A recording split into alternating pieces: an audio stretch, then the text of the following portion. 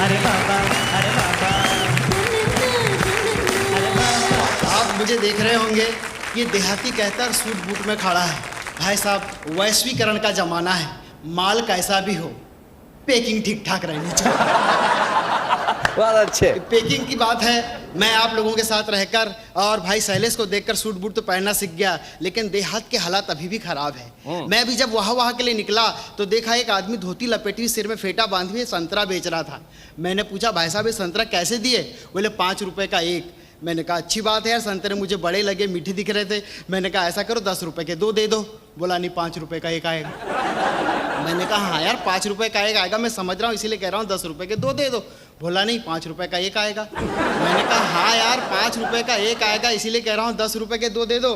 बोला नहीं, 5 रुपए का एक आएगा। मेरा दिमाग खराब हो गया। मैंने कहा अजीब किस्म के बेवकूफ़ हो, देहाती कहीं के कमअकल, जब 5 रुपए का एक दे सकते तो 10 रुपए के 2 नहीं दे सकते? तो वो मुझ पर चढ़ पड़ा। बोले तुम में ज़्यादा अकल है तो 5-5 रुपए के 2 बार नहीं ले सकते? वाह का असर है। अब कवि सम्मेलन ने शहरों से चलकर गाँव में भी जगह बना ली है। मैं भी सिलसिले में गाँव में कवि सम्मेलन में गया। रात में कवि सम्मेलन के पहले मेरे पेट में दर्द उठा। मैंने आयोजक से पूछा, भाई साहब यहाँ हॉस्पिटल है? बोले हॉस्पिटल नहीं है। तो मैंने कहा क्या है यहाँ पर, कुछ तो करो, मेरे पेट में दर्द हो रहा है। बोले डिस्पेंसरी है। मैंने कहा रात के अंधेरे में आप तो स्ट्रीट लाइट भी नहीं, मैं डिस्पेंसरी कैसे ढूंढूंगा? बोले जाओ, जिस घर पे दिए जलते दिखे समझ जाना है डिस्पेंसरी है। मैं वहाँ से आगे बढ़ा, एक जगह 5 दिए जल रहे थे। मैंने दरवाज़ा खटखटाया तो वहाँ से एक आदमी बाहर आया। मैंने पूछा, भाई साहब ये डिस्पेंसरी है? बोले हाँ है। तो मैंने कहा अरे घर के ऊपर 5 दिए क्यों जला रखे हैं? बोले जो भी मरीज हमारे यहाँ मर जाता है उसके नाम का एक दिया जला देते।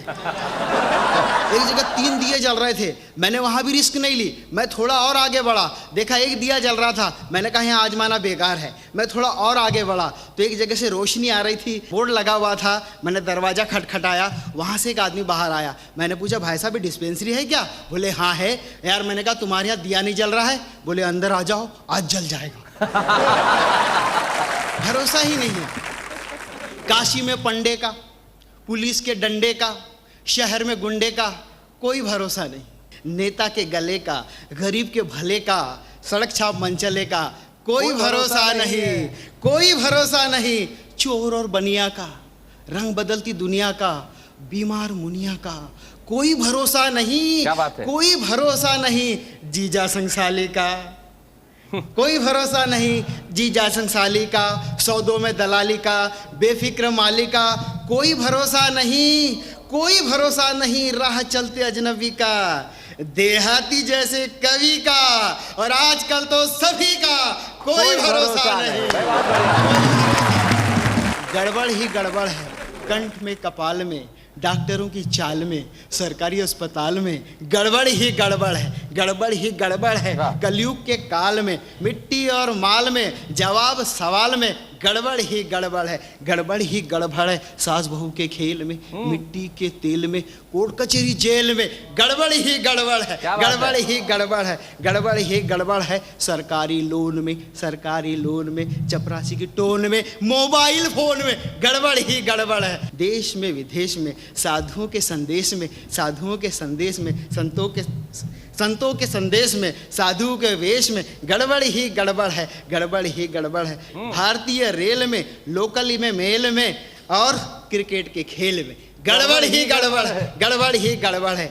एक गड़बड़ यहाँ तक चली है, आदमी ने सारे चरित्र अपने इतने गिरा दिए हैं कि गड़बड़ में लिप्त होता चला जा रहा है। उसका अस्तित्व अब समझ में नहीं आ रहा है। एक कविता आपके सामने रखना चाह रहा हूँ, आदमी के चरित्र को चित्रित करते हुए। उसके पहले 4 पंक्तियाँ देना चाहता हूँ कि गौ रक्षा का पाठ पढ़ाने वाला शिकारी निकला, संयम नियम का हिमायती अहंकारी निकला, साधु के भेष में था जो बलात्कारी निकला, और चर्चा था जिसका सारे शहर में कमबख्त भिखारी निकला, कमबख्त भिखारी निकला। कि अब आदमी से तुलना करते हुए जानवर भी शर्माते हैं। एक जूनियर गधा अपने सीनियर गधे के पास रोता चीखता चिल्लाता हुआ आया। सीनियर गधे ने पूछा, बताओ बेटा क्या हुआ?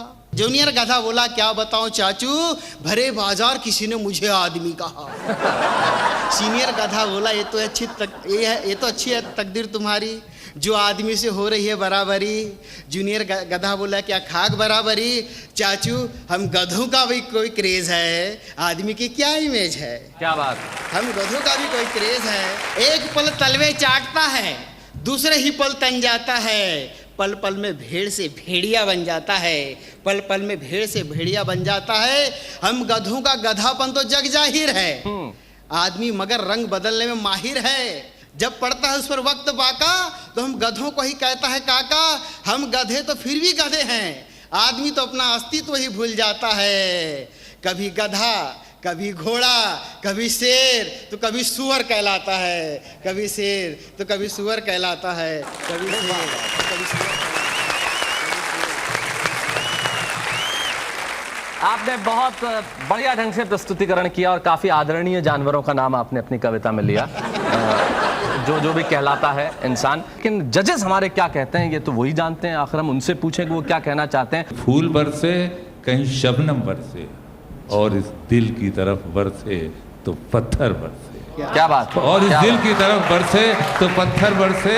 बारिशें छत पे खुली जगहों पे होती हैं मगर, बारिशें छत पे खुली जगहों पे होती हैं मगर, हम वो सावन है जो इन कमरों के अंदर बरसे। बहुत अच्छे। चाहे माल कैसा भी, उसकी पैकिंग ठीक होनी चाहिए, लेकिन पैकिंग नहीं, इसकी मेकिंग भी ठीक है। पहले जो दिए वाली बात थी वो एक चुटकुला था, चुटकुले को कविता में ढालना ये एक कविता की कमी है। पर मुझे लगता है वो हास्य और व्यंग की जो लड़ाई है उसमें ये निश्चित नहीं कर पाते कि वो व्यंग का दामन थामे या हास्य का।